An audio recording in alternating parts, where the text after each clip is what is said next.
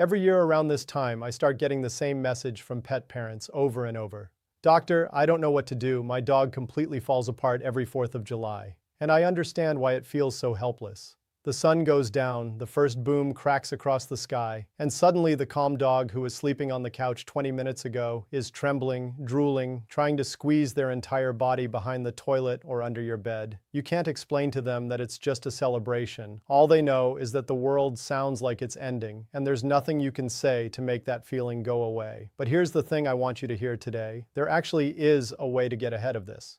Not a magic fix, but a real physiology-based plan that, if you started early enough, can mean the difference between a dog who shakes through the entire night and a dog who genuinely sleeps through most of it.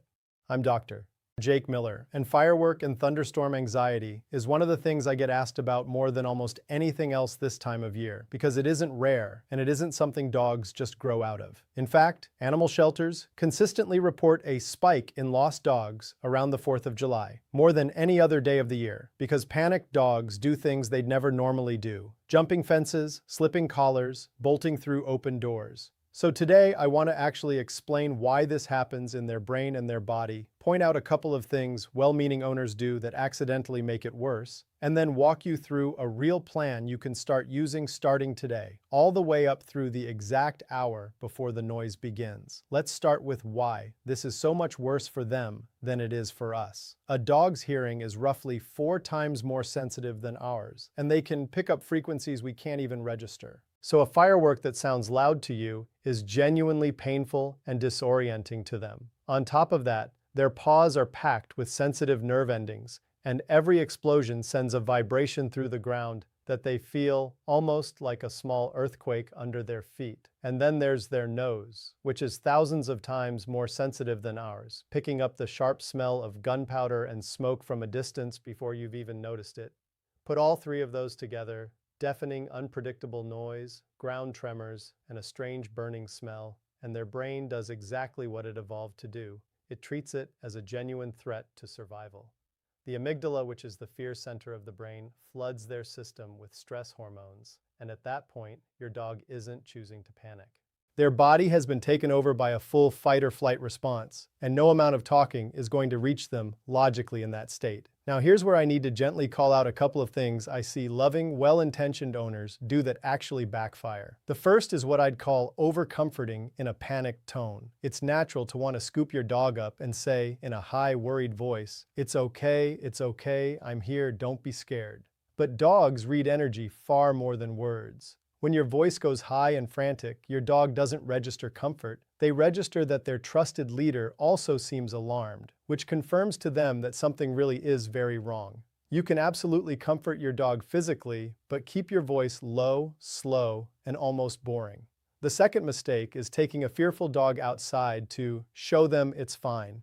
That's not exposure therapy, that's flooding, and it tends to deepen the fear rather than resolve it. And please, during any holiday with fireworks nearby, always leash your dog for bathroom breaks, even in a fenced yard, because a dog in a full panic response can clear fences and dig under gates they'd never normally attempt. So let's talk about what you can actually do, starting several days ahead of time. The goal in these early days is gradual desensitization. Play recorded firework or thunder sounds from your phone or a speaker at a volume so low it's barely audible in the background. And while that's playing, do things your dog loves: a favorite game, small pieces of plain cooked chicken, a quick training session. If they stay relaxed and engaged with you, you're teaching their brain to associate that distant rumble with good things instead of danger. Each day, nudge the volume up just slightly, always staying below the point where you see any pacing, panting, or whining. If you see any of that, you've moved too fast, so bring the volume back down. This slow pairing, done consistently over several days, genuinely helps build a baseline of resilience before the real noise ever starts. On the day itself, your priority for the morning and early afternoon is simple: physical and mental exhaustion.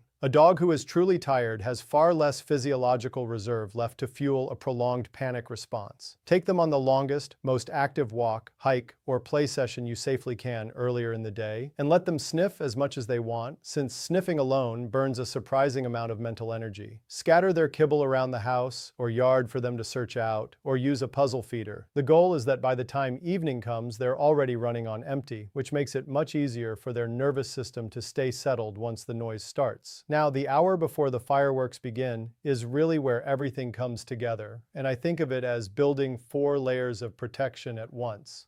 The first layer is timing any calming support correctly. If you're using a vet-prescribed anti-anxiety medication or a natural calming aid, it needs to go in an hour or two before the fireworks start, not after your dog is already shaking. Once adrenaline and cortisol are already flooding their system, most calming aids are fighting an uphill battle. Giving it early means it can actually take effect while your dog is still relatively calm. If you want a simple kitchen-based option, a small amount of cooled brewed chamomile tea mixed into their food can help, since chamomile contains a compound that gently interacts with the same calming pathways as some anti-anxiety medications. Just avoid it in pregnant dogs. For dogs with more severe phobias, please don't rely on human over-the-counter antihistamines to calm anxiety, since they mostly just cause physical sedation without addressing the actual fear response underneath, which can leave a dog feeling just as terrified but less able to move or cope. If your dog's fear is severe, it's worth calling your vet ahead of the holiday to discuss an actual noise aversion medication designed for this exact purpose, some of which are applied to the gums rather than swallowed. So following the specific instructions matters. The second layer is gentle, constant pressure around the torso. Products designed for this work by applying steady, even compression, which taps into the parasympathetic nervous system and can trigger a genuine calming hormone release.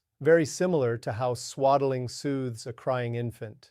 If you don't have one of those wraps on hand, a snug-fitting t-shirt or a soft, stretchy bandage wrapped gently around the chest and secured under the belly can offer a similar grounding effect for the evening. The third layer is creating an actual safe den. About an hour before dusk, close the curtains and blinds throughout the house to block sudden flashes of light.